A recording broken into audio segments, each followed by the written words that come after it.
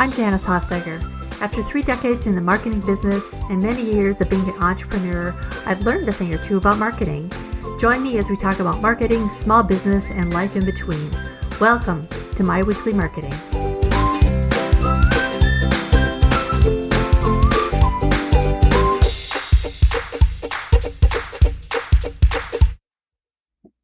Hey, and welcome to another episode of My Weekly Marketing. ChatGPT. How many times have you heard this phrase in the last few weeks? It has taken the world by storm, and for good reason. It can truly make our lives as entrepreneurs easier. But there are a few things you should know about ChatGPT before you jump into it, and I'll get into that in this episode. Unless you've been living in a cave for the last few months, you've probably heard quite a bit about AI, or artificial intelligence, and ChatGPT. ChatGPT is an artificial intelligence chatbot developed by a company called OpenAI. Its stable version was released in May of 2023, which at the time of this recording was just a few weeks ago. Now, I know a few entrepreneur friends that have said, it's just another thing I don't have time to learn. And I get that. But like the internet itself, ChatGPT and other AI tools won't be going away anytime soon. And you might as well jump in and give it a test drive. I think you'll find it will give your business, and especially your marketing, a lot more horsepower than you think it will. Although ChatGPT primarily mimics human conversation, it can also do a litany of other things like write computer programs, write letters, speeches, emails, and anything else you need written out. It can compose music and write poetry. It can translate text into another language. It can help you learn a complex subject, like I typed in explain what Web3 is using 4th grade language. And something that caught my college professor husband's attention is that it can write student essays and papers. By the way, teachers have software to detect when ChatGPT is used on assignments. Just saying. And of course, it can help with a lot of other things we write for marketing, and that's what I want to focus on today. Now, I say help because it is literally a robot. The thing ChatGPT will never be able to do is to connect with your customers on a personal level. It'll never be able to tell a story of your experience. It'll never know of something that your customer said that, say, moved you or what you did last weekend. It can make up a story or give you ideas, but it doesn't have feelings or emotions. And those are the elements that will help your potential customers know, like, and trust you. So those are the things you want to add or include in any copy you write or any text you write. So it's not creative. It's not a strategist. Those things will always require a human brain. At least I think so. So will ChatGPT replace your copywriter or you if you write your own copy? No, but it can certainly help you. There are some other limitations of ChatGPT. The other downside is that it can be slow and it can be glitchy during peak hours.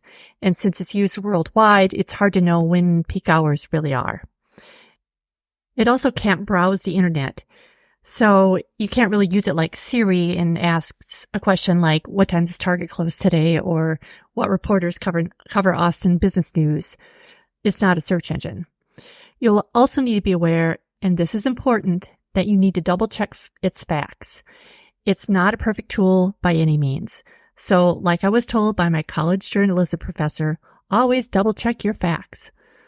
Also, its knowledge cutoff takes place in September of 2021. So anything more recent than that will not be included in its search results, but it will let you know when it can give you an answer. So you just carry on. So since we have the details out of the way, here's how you can get an account and start using it for your business. To start out, you can get a free account at chat.openai.com. They do have an upgraded plan for $20 a month, which is supposed to be faster. I'll put the link in my show notes in case you need it. Once you sign up for an OpenAI account, which includes verifying your email and phone number and accepting their terms and conditions and such, then you're in. There may be a wait until you get an invitation to join. There was when I signed up, but they will email you when they're ready. So once you're in, here's what to do. You can ask it a question or ask it to generate anything you want. So I would recommend playing with it a bit and see what it can generate for you. If you ask it a question and you didn't get the results you wanted, you will likely need to go back and ask it to do it again. I heard someone say, I don't know who said this, but it was sort of like working with an intern. You just need to tell them what they did right and tell them what needs to be improved and then have them try it again. Also, you need to use simple and specific prompts. For example, you can say, I need podcast recording tips for guests who are appearing on my show about business. And I did that, and it gave me 6 tips that were pretty good and that I probably would have not thought about at all. So I could have also said, write 5 more or write 5 different tips, and it would have been able to do that too. Also, talk to ChatGPT in a conversational tone. So talk to it like it's a person on your computer or like you're chatting on Slack or in a text message. And remember, it is different than Google. So we might go to Google and type in, let's say we're looking for a rug to buy. We might type in blue outdoor patio rug into the Google search bar, and Google will send you to a website. On ChatGPT, I would phrase it as, where can I find a blue outdoor patio rug? And ChatGPT will offer a general list of stores and types of stores that you could find it. See the difference? Sometimes ChatGPT generates text or answers that sound too fake or polished. In that case, you can go back and ask it to redo it based on different parameters. For example, for one of my clients, I asked it to write a subject line for an email promoting a birthing class. Its first suggestion was, prepare for parenthood, enroll in our life-changing birthing class today, which I didn't really like. So then I said, write it in a less salesy way. And then it came back with, empower yourself for parenthood. Join our informative birthing class now, which I still didn't really like. So then I wrote, write it in a more casual way. And it came back with, calling all expected parents. Discover the ultimate birthing class experience. Now, I didn't use any of those, but the final version was pretty good. It was still a great idea generator for me. I think sometimes we get stuck in thinking of ideas, and ChatGPT can just give us a little nudge in the right direction. In my opinion, that's what it does best. Here's some other things that you can use ChatGPT to do. Like on social media, you can have it generate a month's worth of social media posts around a certain subject. You can also ask it to generate those ideas in a certain tone or for a specific audience. Headlines. You can ask it to write 5 attention-grabbing headlines for my small business audience, whatever it is, based on the following text, and then insert the text that you had in the ad copy or whatever text that you're working with. You can ask it to write 5 subject lines for an email about blank. You can ask it to generate an outline for a blog post about blank. You can ask it to create an email about a promotion and then copy paste the promo page text in the box for ChatGPT. You can also ask it to get you more information about a target customer who owns a small business and is overwhelmed, for example, and ask them specifics about it. What do they want? What are they looking for? Or what are they struggling with? You can also, and this is really something I haven't done much of, but you can have it review your written content. You can have it look over a blog post and edit out any passive voice that you have included. You can have it review a paragraph and have it tell you about the brand voice. So you can kind of check to make sure that the text on your website is reflective of your own personal brand voice. You can have it to write text messages or SMS. You can have it create something like an alert to tell people that there's still something left in their cart. You can also use it to consolidate information.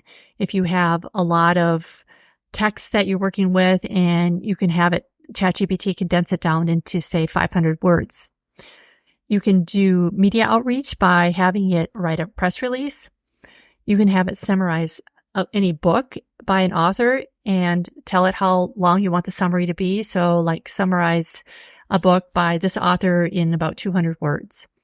You can have it write job descriptions.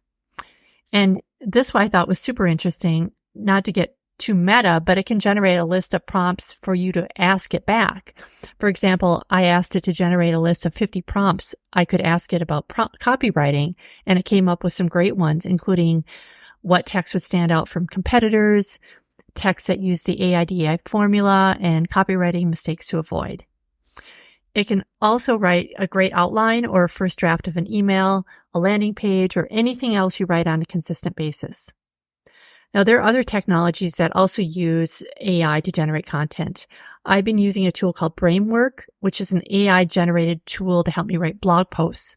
You can write an outline or first draft in just seconds, which I edit and make my own. And, sometimes it works and sometimes I need to kind of beef it up a little bit. So now I've mentioned a lot of options and ways that you can use ChatGPT for your business. And I do know this is a lot to absorb on a podcast. Truly, there are infinite ways to use it. All in all, AI and ChatGPT are not going away, and they're going to keep getting better and faster. So I feel like the time to embrace this is now, because they're going to make your marketing better and you can get more done in a day. So what's better than that? And even if you don't use it, your competitors are. So I think the time to jump on this is right now. So I'm putting together a cheat sheet for ways to use this. Since it's basically an idea list, though, I don't want to put it on a PDF.